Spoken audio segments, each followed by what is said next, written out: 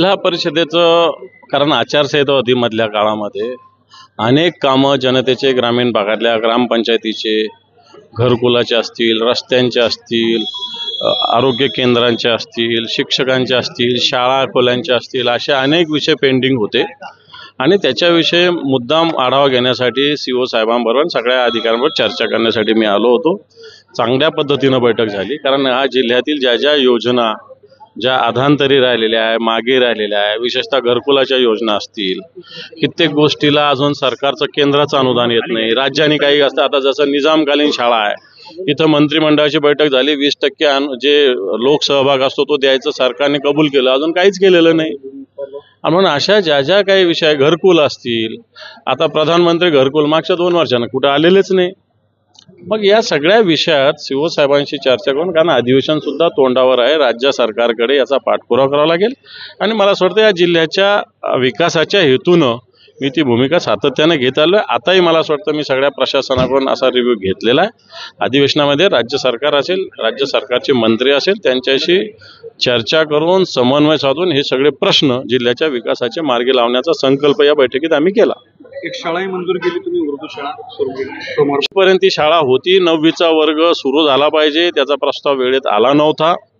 मी CO साहेबांना कार्योत्तर मान्यता देण्यासाठी 1 नाही तर 2 उर्दू शाळेचा मुद्दा आहे, 9वीचा वर्ग सुरू करायचा आणि सोमवारपासून 9वीचा हा वर्ग सुरू होणार आहे, तेही आदेश सीओ साहेबांनी दिलेले आहे। पुण्याच्या ड्रग्ज प्रकरणामध्ये फडणवीसांनी राजीनामा दिला पाहिजे अशी मागणी समोर येते सध्या। आता त्यांनी मागे म्हटलेलं आहे की एखादं कुत्र जरी गाडी खाली आलं तर राजीनामा मागतात। आता जनाची नाही तर मनाची सगळ्या गोष्टी सगळ्यांनी ठेवल्या पाहिजे असं मला वाटतं। रोज या सगळ्या गोष्टी होतात, पुण्याचं नाव बदनाम होतंय। पुणे आपली एक सांस्कृतिक राजधानी या महाराष्ट्राची, असं असताना पुण्याचं नाव अशा पद्धतीनं समोर येणं ह्या महाराष्ट्राच्यासाठी अतिशय दुर्दैवी आहे, अपमानास्पद आहे आणि म्हणून राज्य सरकारने याचे काहीतरी नैतिक जबाबदारी स्वीकारली पाहिजे। दुसरं आहे की संजय शिरसाट आणि संजय राऊत यांच्यावरती भोसरी टीका केली आहे की राऊत तुम्हाला बांबू लावला तर बांबू लावण्यावर। मला वाटतं शिरसाटांसारखी भाषा मला काही येणार नाही, परंतु संजय राऊत साहेबांनी चांगल्या पद्धतीनं या महाराष्ट्रात महाविकास आघाडी एकत्र करून तुमची चांगलं जे तुमचं स्ट्राईक रेट आहे सगळ्या तुमची महायुतीचं जे 41 होतं ते 17वर आणलेलं आहे। मला वाटतं याच्यापेक्षा जास्त बोलण्याची फार आवश्यकता नाही।